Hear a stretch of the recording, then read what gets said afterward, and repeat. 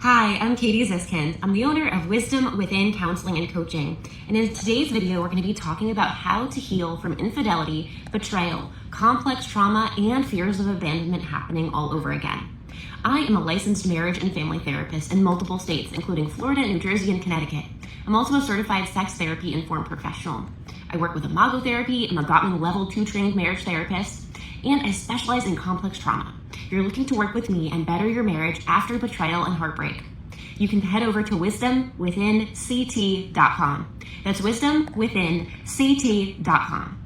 Step 1 in understanding how to heal from betrayal is the person who caused the betrayal identifying the core emotions as to why they stepped out or were unfaithful. A lot of times this means looking at our inner child wounds. So in order to stop a negative behavior, we have to understand its function or the purpose it is trying to serve, and oftentimes it's a survival mechanism. So infidelity is incredibly heartbreaking and shatters all trust within your marriage or relationship. You don't have to be married. You could be dating and still experience immense insecurity, skepticism, shock, heartbreak, loss, depression as a result of your partner emotionally or sexually cheating. Emotional cheating is just as damaging to your relationship as sexual cheating is.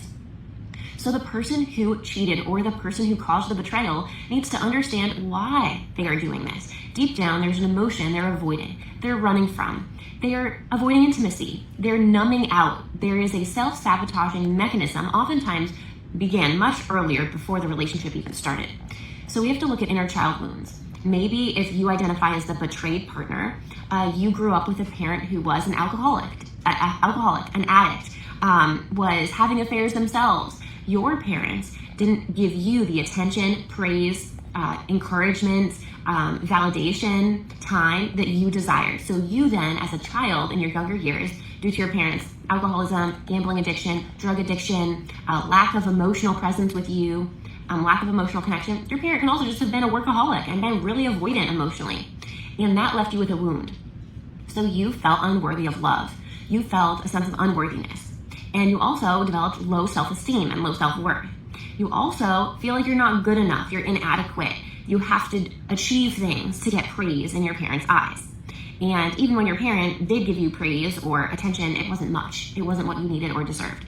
So we have this deep wound where seeking attention from other people in adulthood then starts to, for a very short time, meet that need for external validation or approval. So look at your childhood if you have been in a chronic pattern of cheating or infidelity.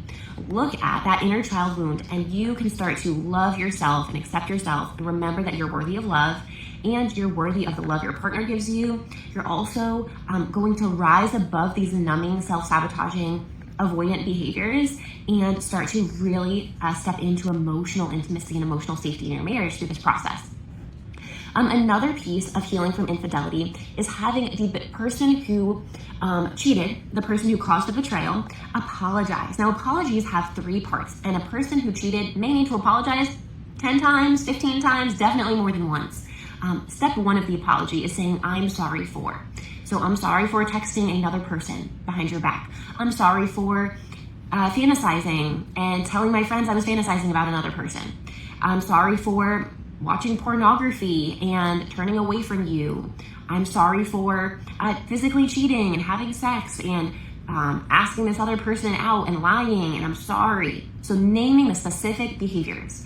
Part 2 of the apology is naming how your partner, who you've betrayed, has been feeling.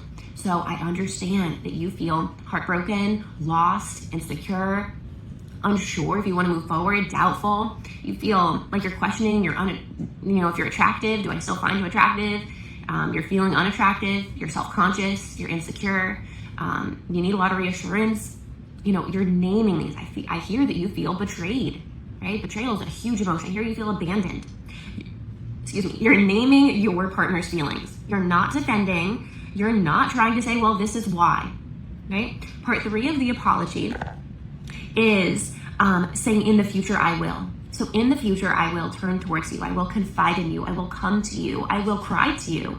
I will ask you for a hug. I will ask you to hold my hand. I will ask you to talk about my day. I will ask you for the attention, the validation, the information, the praise, the appreciation that I'm craving. So we have to also build up what's called turning towards, which is a Gottman scale.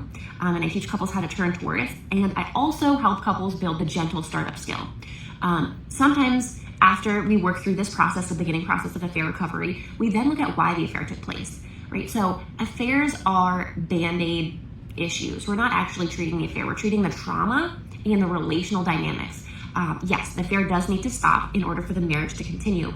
But if we look at just saying, oh, stop cheating, it's not going to do much. We have to look at how these behaviors served a purpose. So how did they start? Was it loneliness? Was it not having enough quality time together? Was it not setting aside date nights or couple bubble vacations? Was it only talking about parenting and not prioritizing romance? Was it feeling uncomfortable to be your sexual self? Or were you feeling sexually rejected or sexually unwanted? Right? Affairs can develop for a number of reasons. A lot of times it's because we are lacking something, which we can develop and improve and really co-create through the process of marriage counseling. So if you're looking for infidelity, betrayal, and complex trauma and loss marriage counseling, I would love to support you. We all have our own inner child wounds that play a massive role in how we react and interact in our couple unit. So if you're a person that's cheated chronically, maybe you have a parent who's an alcoholic, a parent who's a narcissist and was emotionally avoidant. Maybe you have a parent that led to some major painful emotions for you in your younger years, and you've never really dealt with them.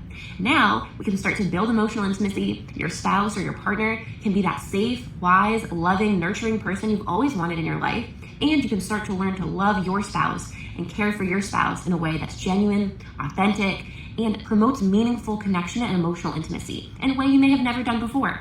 So there's hope even if you've struggled with infidelity or cheating. You can work with me by heading over to wisdomwithinct.com. That's wisdomwithinct.com. I would love to support you in building a strong, resilient couple bubble after complex trauma, loss, and abandonment. I offer in-person sessions in Melbourne, Florida, and Niantic, Connecticut. I'm licensed in a variety of places and offer coaching.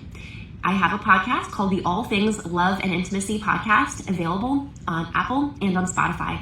I'm a certified sex therapy informed professional. I give you a safe place to talk about sexual desires, sexual challenges, intimacy, sexual insecurities, fantasies, and how to build more pleasure. I'm also a Gottman Level 2 trained marriage specialist. I am trained in imago therapy, and I work with people who have complex trauma or CPTSD, along with other co-occurring disorders like bipolar disorder, borderline personality disorder, obsessive compulsive disorder, or anxiety disorder.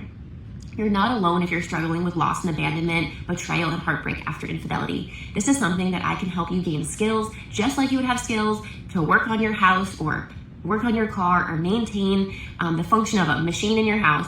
You can gain skills to improve your marriage, build emotional intimacy, and security back after loss. I'm Katie Ziskin, and I'd love to work with you. Head over to wisdomwithinct.com to book your session today.